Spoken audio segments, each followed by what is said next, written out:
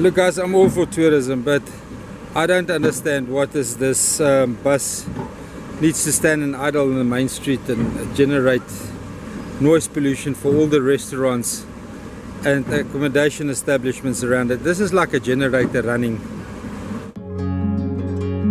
Welcome to St Lucia Experience, recorded here in St Lucia Beaches by Petrus Vivius and his favorite beach, Pardette. Good morning, good morning, good morning. Yes, it's Petrus Vivius with your daily St Lucia mud update. This tree stump used to be in the sandbar on the north of the estuary mouth. Now it's about 500 meters in to the estuary. We can't use this tree stump as our marker for the estuary mouth because it was on that corner of the sandbar over there where that person is walking. And now all of a sudden it moved, did you? Anyway, let's have a look at the mud.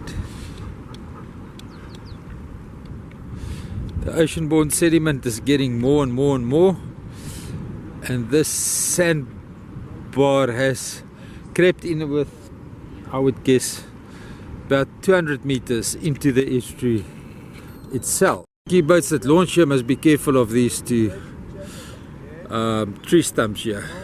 They're right on the mud bank, so it's very shallow here. A little bit to the south of them, it's not that much of a problem. Now look at all that mud over there. That's where the Umfolozi River came in 2021. It was a deep, strong flowing current going into the estuary then. Look at all the mud that it deposited. We can say between June 2021 and May 2022. That's a fair assumption. Guys, there's just too much mud being pumped into the estuary. I don't care what you say, we are losing the functioning of the estuary permanently. Now this sandbar here is all ocean-borne sediment. It comes in from the ocean. It all looks good and well, and but look at the amount of mud that is here, and all the water drains out on spring tide, low tide, so you can't call it tidal interaction. There is so much juvenile species that wants to come in, that we see there on the sandbanks in front between here and the Ingbe beach. They want to come into the estuary, but right over there we've got a problem. Let's zoom in.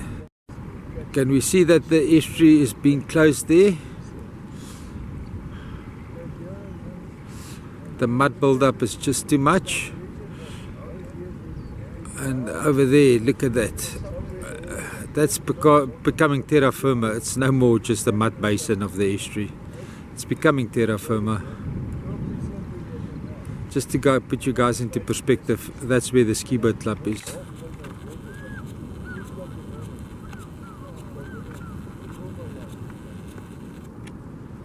Okay.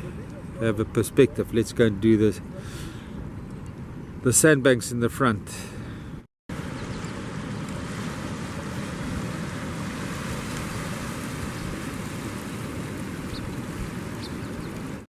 Spring tide, low tide give us a perspective of how much this northern bank has deposited sediment. Video, there was a tree stump that I used as the marker to the estuary mouth over there. But it shifted right into the estuary, so we can't use that as the marker anymore. We have to use the sandbar as the marker, and 90 meters north we're allowed to do cast net, guys, and the markers keeps on shifting. I thought those markers was going to be solidified, cemented in there, but they're not. There in the south we can see the sandbar building up, coming right in front of the estuary mouth.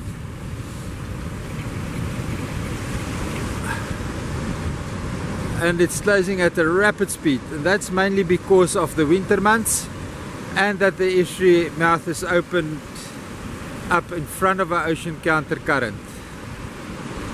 That's why there's so much ocean-borne sediment deposited here. Anyway, fishing conditions currently is great, so guys, don't neglect to come and fish. These guys are catching great perch. Closer to Ingwe they're catching great salmon and the odd grunter, although it's not grunter season yet, the odd grunter is coming out as well. Alright, it's gonna rain, Pardette is getting agitated, I must go. Now this is what I talk about, flat beaches on spring tide low.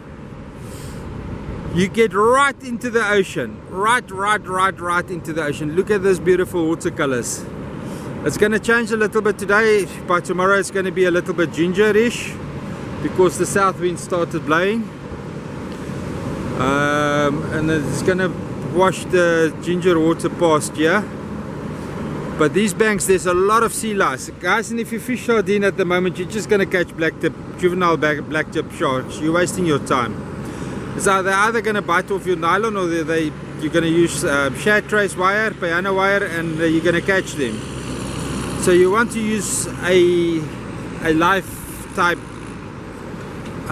crustacean like ghost crabs or sea lice. Even if you go white bait, thin strips of choka, I'm pretty sure you'll get hooked into the juvenile blacktips here at Ingwe Beach. But if you go for 2 sea lice in a row with small hooks, number 2s or number 4s, right behind each other, standing proud through the sea lice, you're bound to get something else here. So there's scop coming out, there is yellowfin bream coming out, and the odd grunter is coming out. So pretty much perfect fishing conditions on low tide here from Ingwe, north and south. High tide is Ingwe south. That's it. The beaches are too long and flat. Sidewash is going to kill you. Hope to see you guys here soon. Thank you for watching, and enjoy your work. We'll enjoy the beaches for you while you're not here. We'll keep the fun factor on the beaches. Traffic jam at Siyabonga craft markets. The boats want to departure, the other ones want to arrive, and it's a huge traffic jam. It's what happens when you give up sense of space and turn it into a monetary commodity, and it becomes a sausage factory. We're now debating, there's quite a strong water flow here on the bridge. This is the little islands that we used to do our water level updates on. Remember, Frank?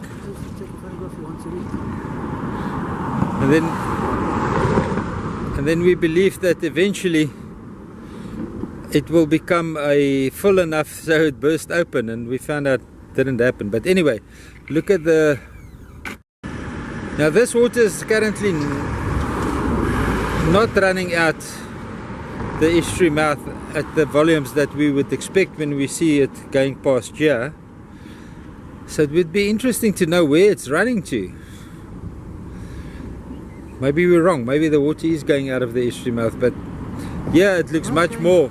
It's not going out the estuary mouth from here. If it's going out the estuary mouth from here, it's going through the back channels into the Amphalosi River first, and then going out around that way, because...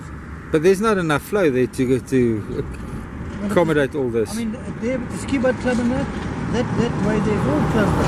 Honeymoon Bend is closed up. So this water's not going past Honeymoon Bend. Interesting, eh? Look at the water level still here in the reed beds. Just imagine if these reeds were gone, how beautiful it will look like again. But it's now become part of the natural habitat, the bird life. The traffic is just too heavy to make a video today.